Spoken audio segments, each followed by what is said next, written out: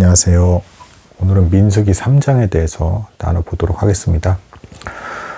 민수기 3장은 이제 여전히 이스라엘 백성 광야 교회의 이제 진영에 대해서 이제 설명을 해주고 있는데, 정중앙에 있는 성막에 대한 배치가 이제 어떻게 돼야 되는가. 성막의 어떤 성물에 대한 배치를 이제 말씀드리는 게 아니고, 그 중앙을 이제 둘러서 진치고 있었던 레위인들에 대한 이제 이야기가 나오고 있습니다.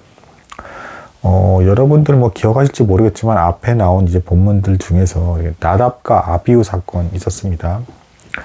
그러니까 아론의 가문이 이제 곧 제사장 가문인데, 그 아들이 이제 4명 있었는데 그 중에 2명인 나답과 아비후가 하나님께 드려야 될 거룩할 불을 드리지 않고 잘못된 불을 드렸다가 이제 불사름을 당해서 죽은 이제 그 사건을 기억하실 수가 있겠습니다. 지금 초창기 광야 교회에 있어서 이제 제사장 가문에 있어서는 이제 일할 수 있는 사람이 아론과 그리고 남은 2 아들 3사람밖에 없었습니다. 그래서 하나님께서 이들을 도울 수 있게끔 레위인들을 이제 배치하시고 사용하시는 이제 그런 모습이 이제 담겨져 있다라고 볼 수가 있겠습니다. 가장 기본적으로 이제 이 이스라엘 광야 교회는 특징이, 제가 다시 한번 말씀을 드리지만 아직 천국에 도달한 상태의 교회가 아니기 때문에 전투하는 교회, 싸우는 교회다라고 이제 말씀을 드렸습니다.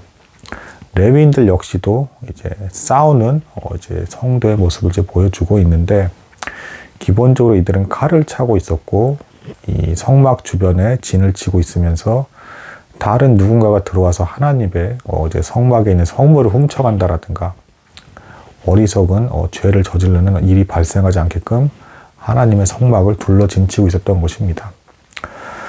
사실 기본적으로 이 이스라엘의 광야 교회의 이 배치는 요한계시록 4장에 있는 이제 하늘의 예배, 사도 요한이 이제 하나님께서 주신 성령의 역사하심과 능력으로 하늘의 예배를 봤을 때 그 모습과 이제 많이 흡사한 모습으로 중앙에 이제 예수 그리스도께서 계시고 어린 양, 보좌 위에 앉으신 어린 양을 중심으로 해서 주변에 이제 성도들이 찬송하는 모습과 배치가 거의 비슷하다, 뭐 이렇게 볼 수가 있겠습니다. 자, 레위인들이 성막을 지키고 있다라는 것은 사실은 뭐 이런 것을 또 암시해 주고 있기도 합니다. 아담과 하와가 이제 범죄하고 나서 동쪽으로 쫓겨났죠. 에덴 동산의 동쪽으로 쫓겨나고 나서 하나님께서 그들이 다시 에덴 동산으로 돌아올 수 없게끔 불칼을 두시고 이제 길을 막아버리셨습니다. 그러니까 이 성막에 레위인들이 지키고 있다라는 것은 우리 죄악된 인간이 함부로 하나님께서 거하시는 이 성막 안에 들어올 수 없게끔 마치 창세기에서 불칼이 지키는 것처럼 하나님의 입구를 지키는 것이다 라고 볼 수가 있겠습니다. 기본적으로 이 레위인들을 숫자를 계수할 때 좀 특이한 점이 있습니다. 이 레위인들을 제외한 나머지 지파들은 20세 이상의 전투가 가능한 남자들을 이제 계수를 했죠. 근데 이 레위인들은 어린 아이들까지도 태어난 지 1개월 이상만 되면 싹 다 계수를 했습니다. 이 모습은 마치 무엇과 닮았느냐?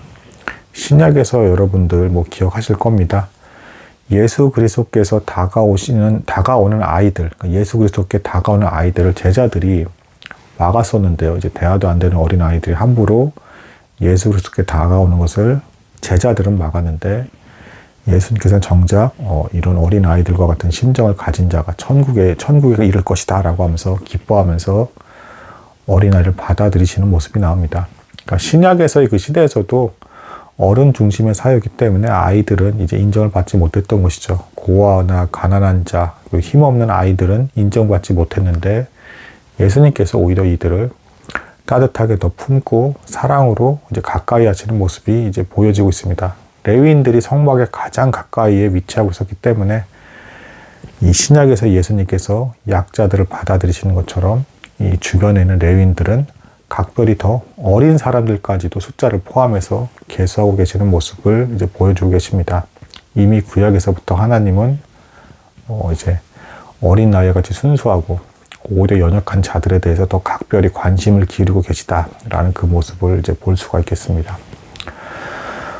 레위인들이 이제 본문 후반부에 보면 이제 또 존재하는 이유 중에 이스라엘 백성의 각 가문의 장자들을 대신해서 받은 사람이 이제 레위인이다라고 이제 하나님께서 분명하게 말씀해주고 계십니다.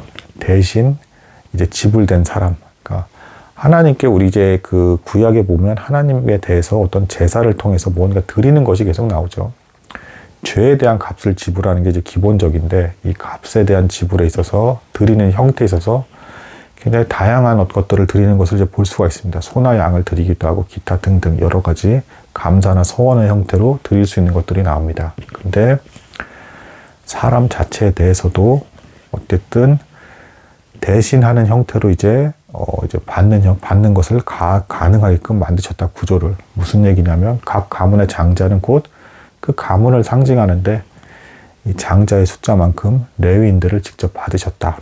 대신해서 무언가 받는다. 그러니까 이제 십자가의 대속 사건을 보여주는 구조라고 볼 수가 있겠습니다. 그래서 그 레위인들을 이제 낳은 지 1개월 이상 된 자로서 계수를 했더니 22,000명이 나왔고요. 각 가문의 이제 장자들의 숫자는 이제 이보다 273명이 더 많은 22,273명의 숫자가 계수가 되었습니다. 그럼 이제 여기에 대해서 하나님께서 정확히 이제 값을 따지셔서 다 이제 사람에 대한 값도 지불할 수 있게끔 하시는 모습이 나옵니다. 레위인이 273명이 부족했기 때문에 그 각 가문의 장자들의 273명분의 값을 그대로 돈으로서 이제 지불할 수 있게끔 또 만드시는 부분이 나옵니다. 하나님께서 십자가에서 예수 그리스도를 통해서 우리의 죄값을 지불하는 데 있어서 조금도 부족함이 없이 오히려 넘치도록 정확히 다 채우셨다는 것을 보여주는 것을 구약식으로 표현한 이제 그런 모습이라고 볼 수가 있겠습니다. 그래서 오늘 민수기 3장은 이제 그 진영 중에서도 가장 정중앙의 장막을 지키고 있는 레위인에 관한 이야기가 나온 것이라 볼 수가 있겠습니다. 레위인들 역시도 이제 네 방향으로 이제 동서남북 이 네 방향에 있어서 위치를 이제 진을 치고 있었습니다. 특이한 점은 서쪽부터 나옵니다. 서쪽에 게르솜, 남쪽에 이제 무라리, 북쪽에 고앗 이렇게 자손을 세우고, 동쪽은 이제 특별히 입구입니다. 입구. 이 입구에는 이제 모세와 아론 이 사람들이 하나님의 성막을 둘러서 진치고 있었다. 에덴 동산을 지키는 이제 불칼 천사들과 같은 모습이라고 볼 수도 있겠고, 또한 요한계시록의 4장에 하늘의 예배, 우리 주 어린 양 예수 그리스도의 보좌의 주변에 둘러친 성도들의 예배의 모습을 이제 보여주는 것이다. 이제 그런 구조를 띠고 있다라고 볼 수도 있겠습니다. 또한 레위인들의 존재의 이유는 이스라엘 백성 전체를 상징하는 각 가문의 장자들을 대신해서 한 지파가 온전히 드려진 것이다. 이것 대신해서 무언가 드려진다라는 것은 역시 십자가의 속죄, 죄에 대한 문제를 해결하는 값을 지불하는 것에 대한 모습을 그대로 표현한 것이라고 볼 수가 있다. 라고 이제 오늘의 본문에 대한 이야기를 나눌 수가 있겠습니다. 오늘은 여기까지 나누도록 하겠습니다. 감사합니다.